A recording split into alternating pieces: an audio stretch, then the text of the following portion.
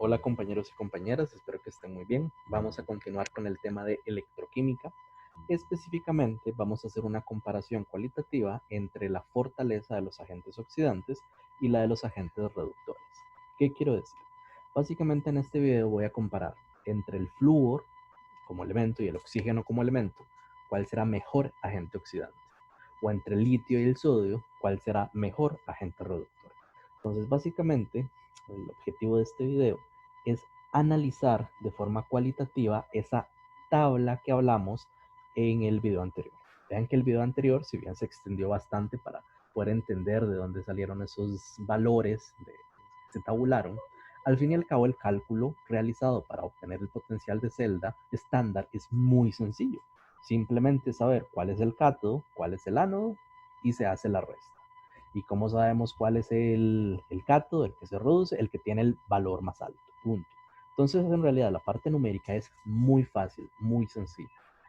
De igual manera, en la parte de análisis es sencilla.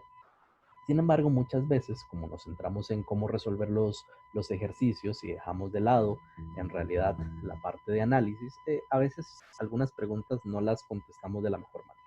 Por eso es que en este video quiero responder eso, cómo hacer una comparación adecuada. Entonces, en este caso, primero que todo, recordar lo que se mencionó en el video anterior. Lo que nosotros buscamos con estas tablas es entender hacia dónde se da el flujo espontáneo de electrones. Básicamente, lo que ocurre en un electrodo y en el otro no va a tener la misma energía. Entonces, yo quiero saber cuál será la energía con respecto a algo y entonces poder decir, mira, el electrodo de zinc tiene tanta energía, el electrodo de cobre tiene tanta otra energía. Por lo tanto, el flujo de electrones va a ir de aquí hacia allá. Eso es lo que queremos. Y como se dijo en el video anterior, básicamente, como referencia arbitraria, se estableció que el electrodo estándar de hidrógeno como nuestro cero. Y gracias a eso se obtuvieron estas tablas. Insisto, si no se vio el video anterior, en el cual se explicó de dónde salen esos números de manera experimental, se puede ver el video que está antes. Si no, ya perfecto. Aquí lo que vamos a hacer es interpretar los valores. Entonces, en este caso, tenemos tabulados los potenciales de reducción para varios electrones. Ok, insisto, vean que esa lista puede ser muy extensa o puede ser un poco más corta. Y siempre va a aparecer el hidrógeno porque ese es nuestro estándar, que en condiciones, valga la redundancia, estándar va a ser cero. Ya habíamos mencionado las reglas, igual las repetimos. El valor de potencial estándar para cada semireacción aparece en la tabla. Entre más positivo sea el potencial estándar, mayor será la tendencia de la sustancia para ser reducida. De igual manera, las semireacciones son reversibles y el signo del potencial estándar se cambia cuando la reacción se implica. También vamos a decir que la variación de los coeficientes estequiométricos de una semireacción no altera el valor del potencial estándar. Ahora, en este caso, vamos a comparar los agentes reductores y oxidantes. Esa tabla, una forma de verla, una forma de analizarlo, es comparar lo de la izquierda con lo de la derecha. ¿Qué significa? Vamos a decir que entre mayor sea el valor numérico del potencial de reducción, significa que la sustancia se reduce más fácil.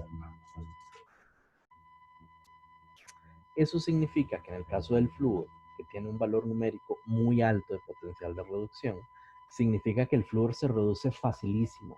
Significa que el flúor, con volverlo a ver, ya se redujo. Pero recordemos que el proceso de oxidación y reducción ocurre en pares. Si algo se reduce, algo se tiene que oxidar. Si algo se oxida, algo se tiene que reducir. Entonces, si el flúor se reduce muy fácil, ¿qué significa? Que es un excelente agente oxidante.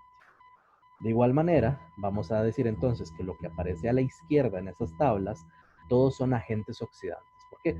Porque todos son cosas que se están reduciendo. Entonces, como son cosas que se están reduciendo, todo lo que aparece a la izquierda son agentes oxidantes.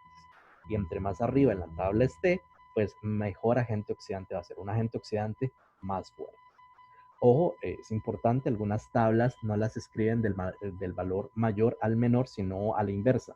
Es importante revisar si la lista que estoy observando, si va del valor más positivo al más negativo. Okay. Y ahora, ¿qué implica para los productos? En ese caso, los valores estándar de reducción muy bajitos, significan muy negativos, significa que son sustancias que les cuesta reducir.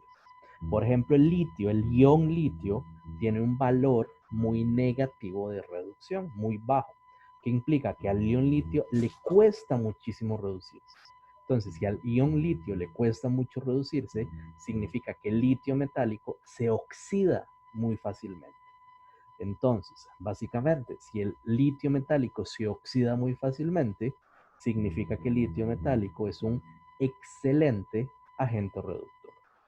Entonces, básicamente, lo que vamos a tener a la derecha en esas tablas, como todo lo que está a la derecha es básicamente cosas que se pueden oxidar, vamos a decir que lo que está a la derecha son agentes reductores.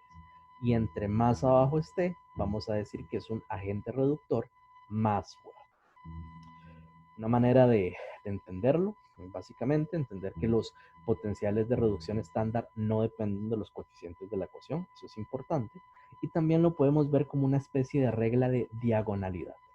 Vamos a decir que las sustancias a la izquierda de la semireacción están actuando como agentes oxidantes, pueden reaccionar espontáneamente con sustancias a la derecha, actuando como agentes reductores por debajo de la serie. ¿Qué significa eso? Básicamente, vamos a decir, ya comparamos cuál agente oxidante es más fuerte, cuál agente reductor es más fuerte, ok. Pero ahora yo quiero, por ejemplo, saber si yo tengo por ejemplo, una disolución de ion cobre. Nos podemos ubicar en la tabla y vemos al ion cobre. Entonces yo quiero saber si el ion cobre va a reaccionar con zinc metálico o si va a reaccionar con plata metálica. Entonces, ¿qué significa? Básicamente, imaginamos que vamos al laboratorio, agarramos una disolución de cobre, nitrato de cobre, sulfato de cobre, algo que tenga ion cobre. Vamos a echar en dos beakercitos, en dos recipientes. Entonces, en un primer recipiente echo una cierta cantidad de la disolución de ion cobre y le meto un pedacito de zinc metálico. Entonces vemos que aquí está en diagonal.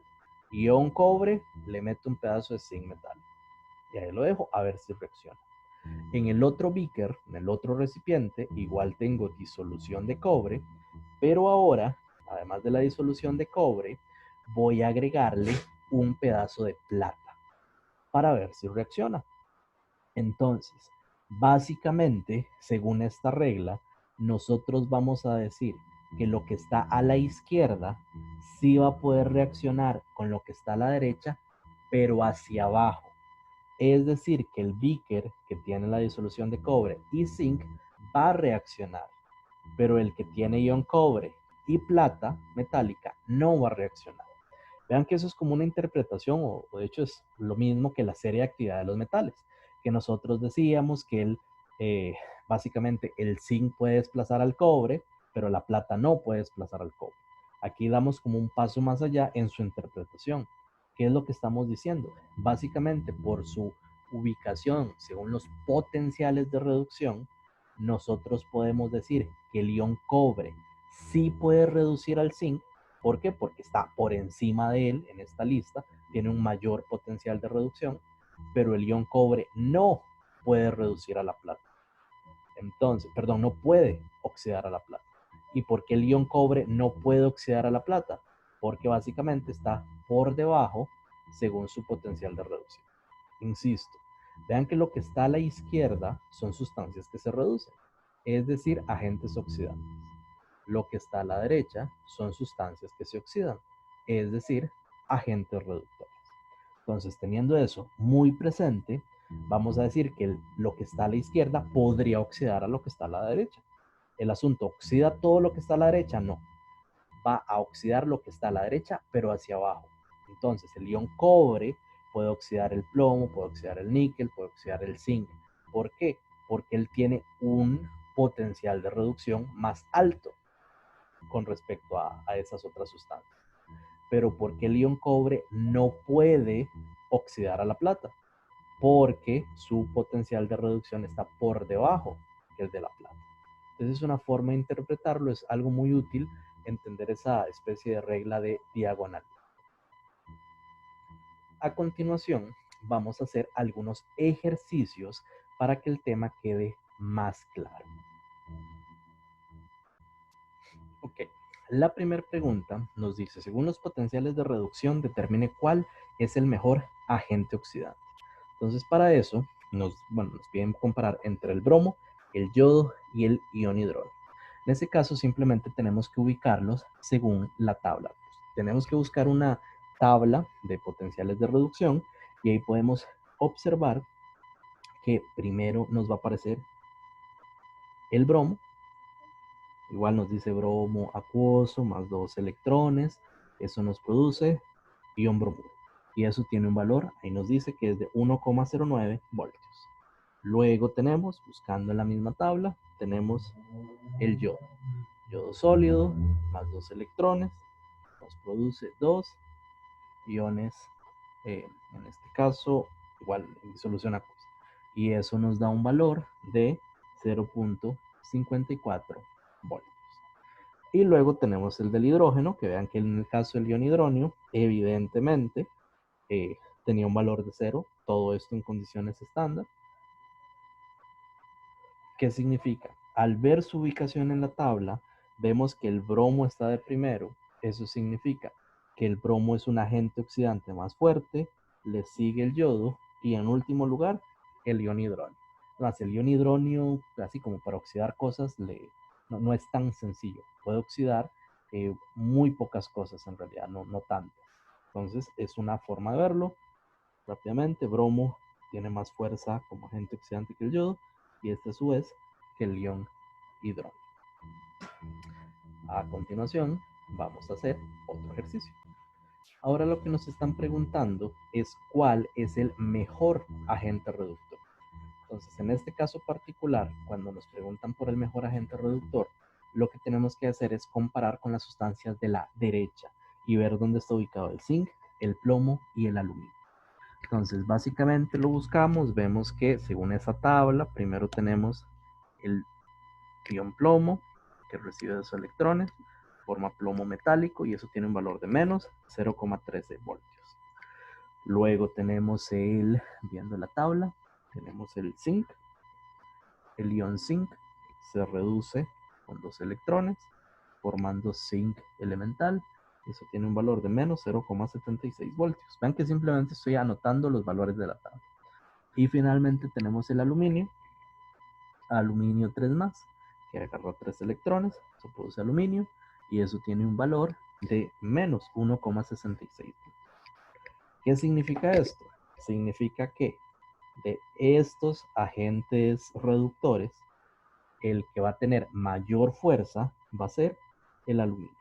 El aluminio va a ser un mejor agente reductor que el zinc y el zinc a su vez va a ser un mejor agente reductor que el plomo. Básicamente comparamos según su posición en la tabla. A continuación voy a hacer otro ejercicio de análisis. La siguiente pregunta nos dice, de las siguientes sustancias, ¿cuál es capaz de reducir plata iónica, ion plata, espontáneamente? Es decir, yo quiero reducir la plata, quiero obtener plata metálica. ¿Qué voy a utilizar? Puedo utilizar el ion estaño, el 4, el estaño 2, hierro metálico, ion hierro 2, hierro 3, permanganato, ion manganeso 2. Entonces, básicamente, yo quiero reducir el ion plata y quiero saber qué agente reductor necesito. Entonces, básicamente, nos vamos a fijar en la tabla, en la tabulación de potenciales de reducción. Lo primero que vamos a hacer es básicamente escribir o al menos buscar las semireacciones de reducción que involucren a cada uno de estos iones. Entonces, primero nos vamos a centrar en el ion plata. Tenemos el ion plata que recibe un electrón y forma plata metálica. Y eso tiene un valor en particular de más 0,80 voltios. Ahora lo vamos a hacer o vamos a buscar los otros compuestos o las otras sustancias que tienen esos iones. Las voy a escribir y las voy a mostrar en un momento. Ya anoté las semireacciones, básicamente saqué de la tabla las semireacciones en las cuales se mencionan algunos iones. Básicamente lo podemos ver por su ubicación en la tabla. Vean que Lo que nos interesa en este punto es básicamente ver qué reaccionaría con el ion plata, qué permitiría que el ion plata se vaya a reducir. Eso implica que ocupamos buscar los agentes reductores. Entonces, vean que algunas reacciones, por ejemplo, el hierro 2+, el hierro 2+ aparece en varios lugares. Aparece como agente reductor, pero también como agente oxidante. Entonces, evidentemente, tenemos que enfocarnos en la sustancia como agente reductor. Y como oxidante no nos está interesando. Entonces, en este caso es más, un ejemplo con el hierro 2+, es simplemente que este aquí no nos interesa, lo copié para copiar todas las semireacciones que tuvieran hierro, pero evidentemente esa reacción no nos interesa en particular. Nos interesaría la que tiene hierro 2+, pero hierro 2+ como producto, es decir, como agente reductor. Entonces, en este caso, simplemente vemos que por su ubicación, la plata está más arriba. Según esa regla de diagonalidad, veríamos que efectivamente el ion plata podría reaccionar con el ion hierro 2+, reduciéndose el ion plata y oxidándose el hierro 2 a hierro 3. Entonces, efectivamente, dentro de la lista vamos a ir poniendo el hierro 2 sí va a permitir reducirse la plata. Ya contestamos con el hierro 2. Vamos con los otros. Por ejemplo, estaño 4. Vamos en orden. Vean que el estaño 4, según la lista que habíamos visto, que sacamos, únicamente aparece de este lado. Vean que el estaño 4 no puede, y tiene sentido. Veanlo así. Yo quiero reducir la plata. Eso significa que la sustancia, el agente reductor, se tiene que oxidar. Yo puedo oxidar el estaño 4 a estaño 5, estaño 6, no existe. Y básicamente el estaño 4 ya está súper oxidado, así que simple y llanamente es imposible que se siga oxidando. Como el estaño 4 no se puede oxidar más, evidentemente no puede reducir a nadie. No puede ser un buen agente reductor. Entonces, en ese caso, el estaño 4 no funciona. Visto de otra manera, no está a la derecha. No aparece el estaño 4 a la derecha.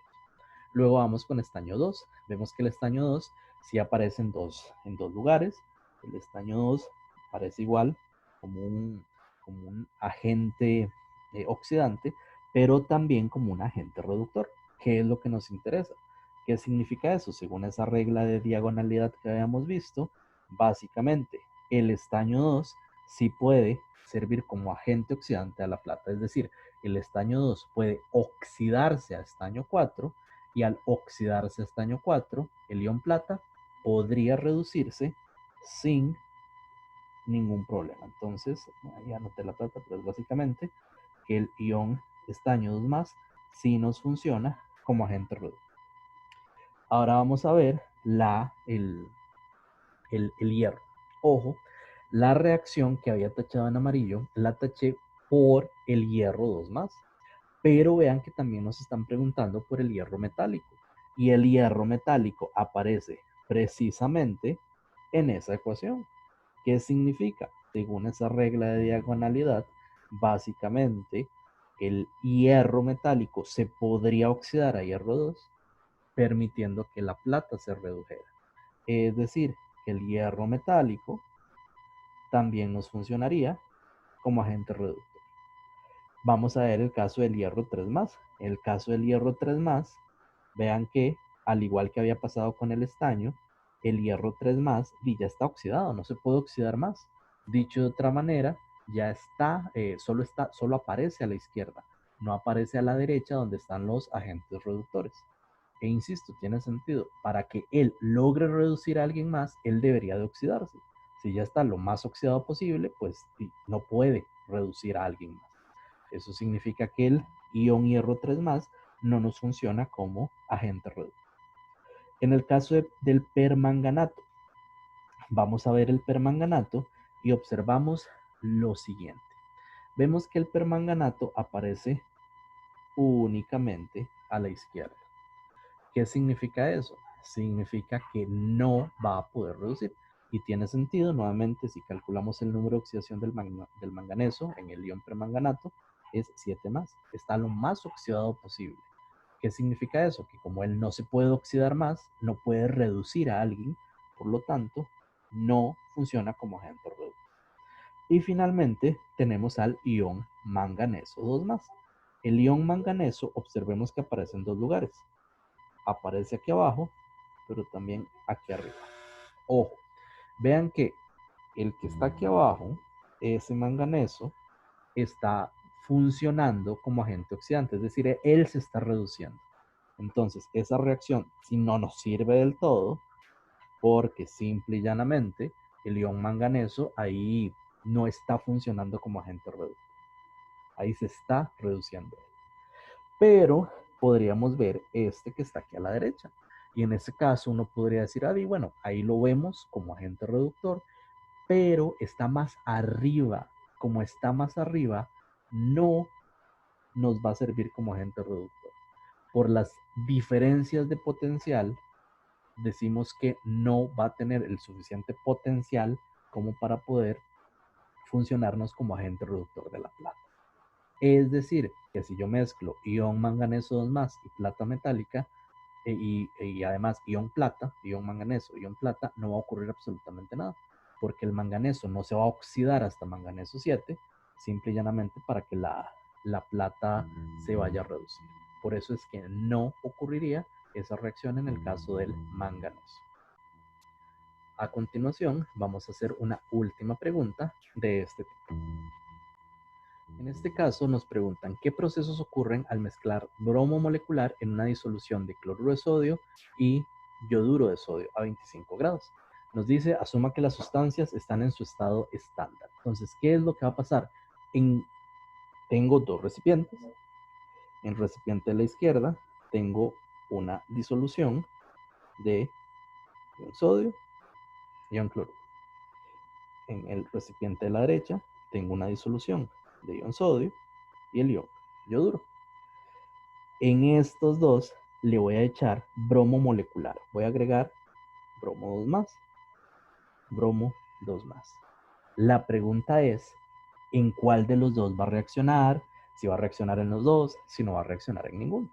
Y eso precisamente lo podemos analizar según los potenciales de reducción, que es lo que vamos a hacer a continuación. Entonces, si nosotros agarramos los potenciales, observemos las sustancias que están presentes. Vemos que está presente ion sodio, ion cloruro, el ion yoduro y evidentemente el bromo. Entonces vamos a buscar esas semi-reacciones de reducción y vamos a analizarlo según el potencial en cada caso. Entonces voy a anotarlas. Ya casi volvemos. En este caso, ya escribimos las semi-reacciones de reducción de lo que está participando. Simplemente yo busco, interpreto, analizo qué sustancias están presentes y luego busco en la tabla. Entonces, básicamente en la tabla yo veo, mira, tengo bromo. Encuentro el bromo y escribo esa reacción. Tengo ion sodio. Escribo la semi-reacción. Tengo cloruro. El cloruro está como producto, pero y escribo la semi-reacción. Ok. Voy a centrar el primer caso, el de la izquierda. Entonces, vean que yo tengo ion cloruro, tengo bromo y tengo ion sodio. Vean que no me voy a poner a comparar entre el cloro y el bromo, porque no tengo cloro. Al menos al inicio yo no tengo la sustancia cloro. Entonces no puedo decir, mira, es que el cloro elemental está reaccionando con el sodio metálico. No, y no existen. Al menos al inicio no están. Podría ser, no digo que sea el caso, que se genere, pero al menos como reactivos no están, así que no los puedo comparar. Entonces, en ese caso, simplemente vamos a comparar. Tengo el bromo. La pregunta es, ¿qué es lo que podría pasar? Vean que siempre en toda ecuación redox, algo se tiene que oxidar y algo se tiene que reducir. Es simplemente analizar, no empezar a seguir fórmulas a ciegas, empezar a multiplicar, dividir, restar y sumar a lo loco. Es entender qué es lo que está pasando. Entonces, en este caso, yo analizo. Yo puedo reducir más el bromo y el bromo ya está a 0, sí, pero lo podría reducir a ion bromuro. Ok, el bromo se podría oxidar, si no, ya no voy a tener bromo positivo. Únicamente en ese caso, lo que podría pasar es que el bromo se reduce. Ahora, si el bromo se reduce, algo se debería de oxidar. Entonces, tengo ion sodio. ¿El ion sodio se puede oxidar a sodio 2+ o sodio 3+? Y no. O sea, lo único que podría pasar es que el ion sodio se reduce y listo.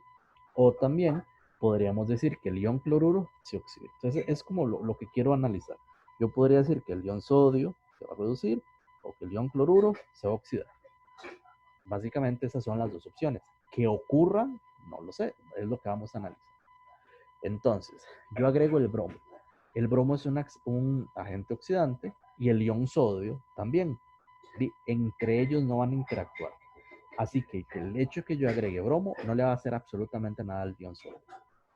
Ahora, ¿le podría hacer algo al ion cloruro? Uno podría decir, sí, tenemos el bromo que se reduce a bromuro y el cloruro que se oxida a cloro. Pero no va a pasar por sus respectivos potenciales. Como el potencial del bromo está más abajo que el del cloro, no va a pasar nada. Y entonces en ese beaker no va a pasar absolutamente nada. Analicemos el caso de la derecha. En el caso que tengo ioduro de sodio y agrego bromo.